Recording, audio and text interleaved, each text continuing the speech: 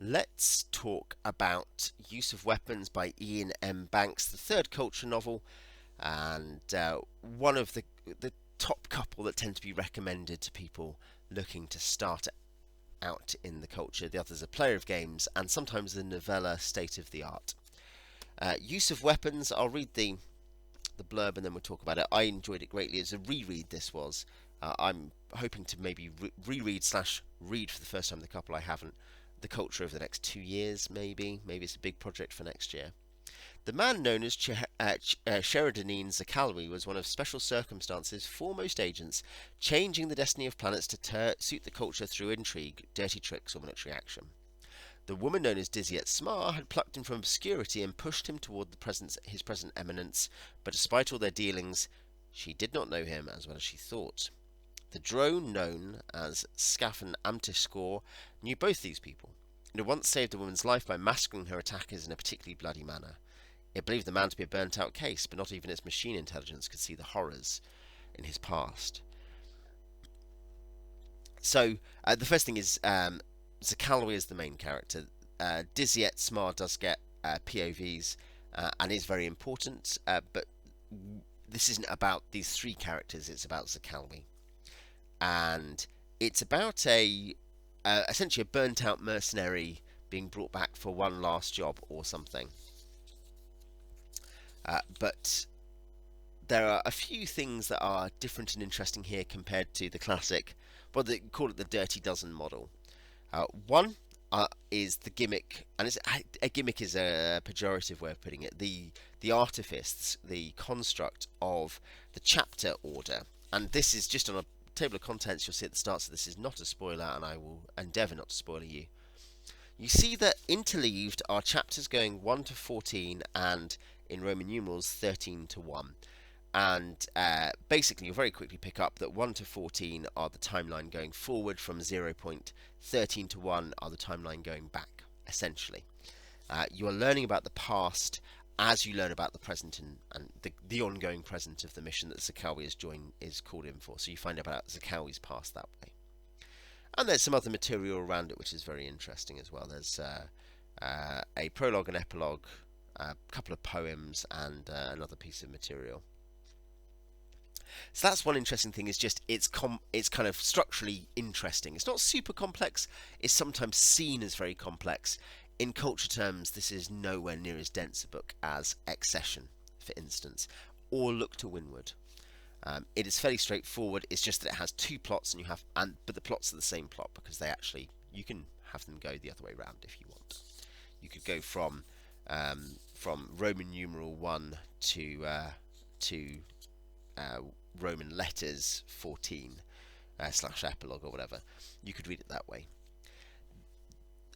A big thing here, so yeah, you've got this burnt out case who is traumatized by his past, his pre-story, what happened before he became an agent of the culture. And the culture is a galaxy-spanning, hyper-advanced civilization, peaceful, space communist, super Star Trek. Everyone's happy. You don't kill, you don't execute bad people.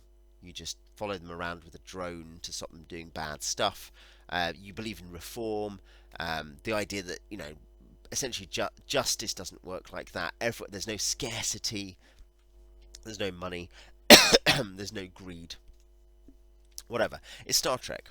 But there's this interesting thing where Banks, who did basically believe that'd be a good thing, one day we will get there and that'll be great if we don't destroy ourselves first, nonetheless was really up for problematizing it. And how he does it in several novels is he has a figure from outside the culture as a main character, or a character who's on the edge of the culture in some cases, like Gergely in Player of Games, I think is a culture citizen, isn't he? But say Zakaloui or Horza in Consider Phlebas, who is a mercenary fighting for the enemies of the culture. Those are classic examples of this. And the idea that you see the culture, this amazing civilization, through the eyes of someone maybe more like us in some ways, in cultural advancement terms. And the boldest thing Banks does in that context, with this very big high concept, relatively high concept idea, is to ground it and to make it contested, to contest his own ideas.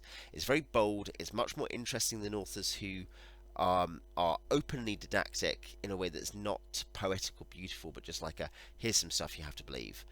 It is, by the way, why the real problem ultimately that collapses the Amber Spyglass and never collapses any Narnia books. Whether or not you prefer his Dark Materials, that's not the problem. But as a book, as a novel, collapses the Amber Spyglass is Pullman forgets the job is to, when you're preaching, to integrate it with the the medium. Um, and Banks doesn't just integrate his ideas with the medium; he also makes them contested and interesting. So he steps, in that sense, in the discussion of ideas beyond the more simple versions of the same thing. And a big thing is that Sakalwi is a brave, often seemingly decent man who tries to do good things, who wants to make up for his mistakes, who's wants to be with the good guys. And the culture is, at points, if it were a person, we would understand the culture to be sociopathic. Now, I'm not saying states are the same as people or equivalent to people, but the idea that the culture is post-scarcity and very happy and interferes with foreign cultures to get what it thinks will be a better result, utilitarian-wise, greatest happiness. And if that means you break a large number of eggs, there we are. It's sad, but there we are. And Zakawi doesn't see it like that every time, especially when he ends up being sent to fight for people who the culture kind of want to lose eventually, as an example of something that may happen in, the kind of missions he gets. He sees this and criticizes it, and perhaps there's a sense it's like in Brave New World, where part of the tension is the savage cannot remain outside the reservation. Perhaps Zakawi is a version of the savage in Huxley. But the point is, the savage may not be adapted to survival, but the savage is still nonetheless allowed to criticize the future. And in both cases, I think, even though Banks is more sanguine than Huxley about the future and the drugs that everyone has, all their glanding of drugs, I think there's an interesting thing going on that you're allowed to have that argument. So yes, I think that's a big strength of it, and I think the creativity, the sheer number of places we go. You've got the interesting plot, the interesting characters, Zakawi, the interesting discussion of ideas, and the scope of the universe. All the things that happen. It's great fun. The number of worlds you go to, the number of ideas that get explored, the number of weird, perverse, degenerate, at least as Zakawi sees them, things that go on. The gigantic civilization ships almost of the culture that which are run by multiple incredibly intelligent AIs who help rule the culture or functionally rule the culture. There's so many ideas here, and there's all this other stuff. It is a book that operates at nearly every level, and there are very few books that do that, really, aren't there, that just hit all those levels.